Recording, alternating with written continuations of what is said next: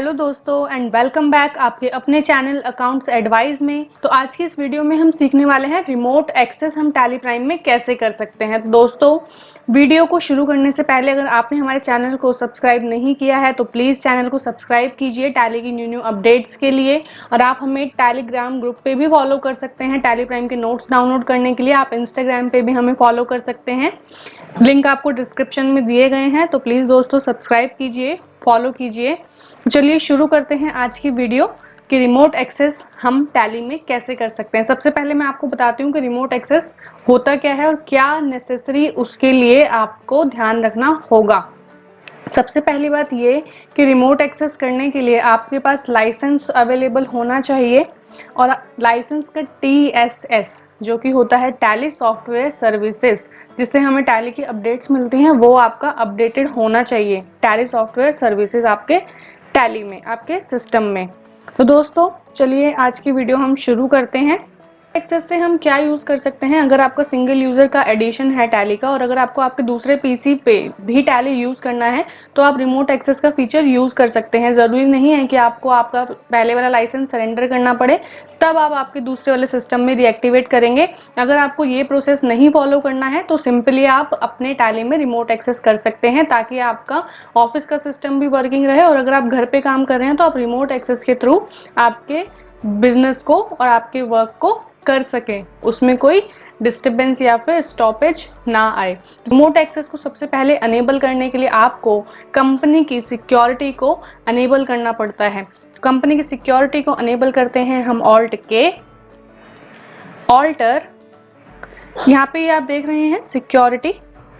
यहाँ पे आपको कंपनी के जो एडमिन है, जो एडमिनिस्ट्रेटर होते हैं कंपनी के, उनका यहाँ पे यूजर नेम और पासवर्ड दे देना है। मैंने यहाँ पे ऑलरेडी आपको दिया हुआ है, मैं आपको दिखा रही हूँ। यहाँ पे कंट्रोल यूजर एक्सेस को आपको यस करना है, यूजर नेम और पासवर्ड देके ये स्क्रीन को सेव कर देना है। उसके बाद आपको क्या करना है दोस्तों, वापस से आपको Alt-K में जाना है और सबसे पहले tally.net सर्विसेज को यस करना है फॉर रिमोट एक्सेस।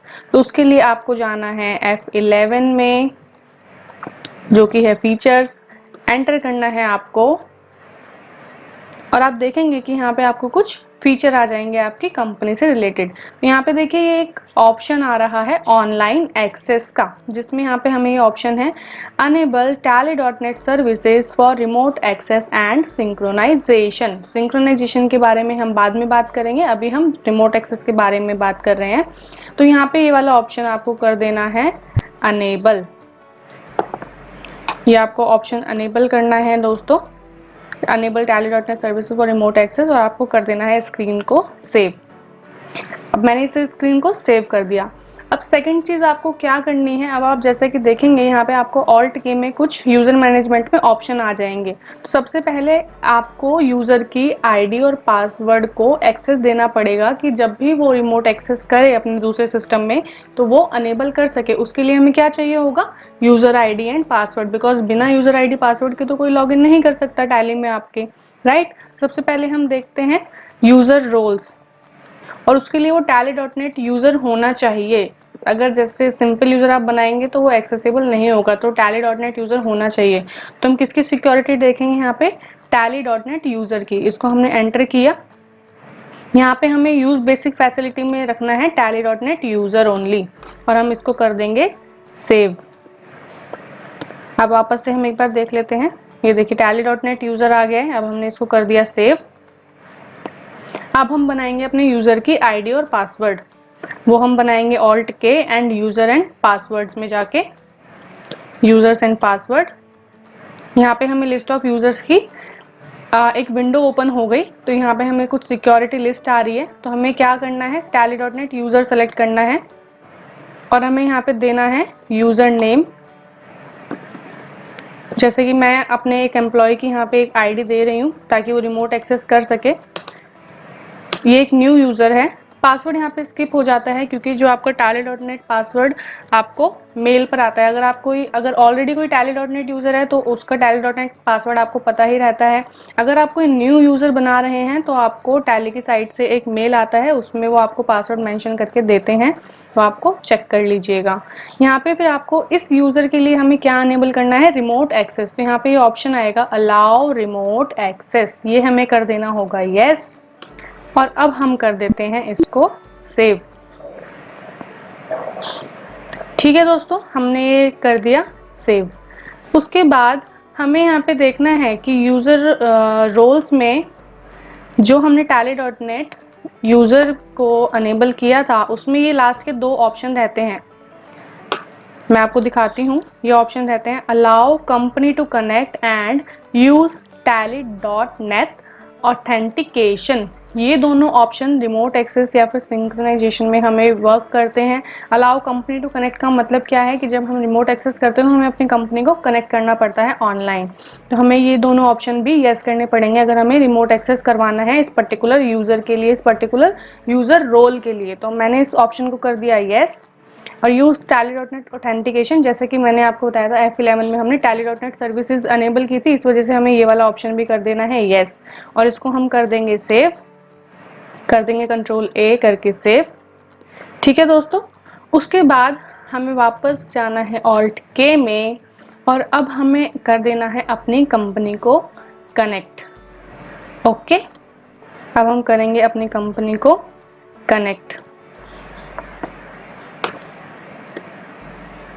कनेक्ट हमें करना है क्योंकि ये हम ऑनलाइन कनेक्टिविटी कर रहे हैं tally.net सर्विसेज की।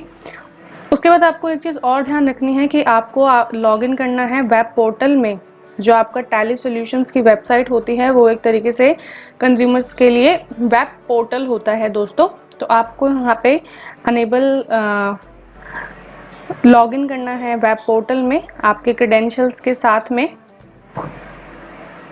ये देखिए दोस्तों, हमने टैली सॉल्यूशंस की वेबसाइट ओपन करी। अब हमें ये वेबसाइट ओपन करनी है टैली सॉल्यूशंस की। अब हमें अपने क्रेडेंशियल्स के साथ, जो हमारे एडमिन वाले क्रेडेंशियल्स हैं, जो हमारी नेट आईडी और पासवर्ड है हमारे टैली के लिए, वो हमें यहाँ पे मेंशन करनी है।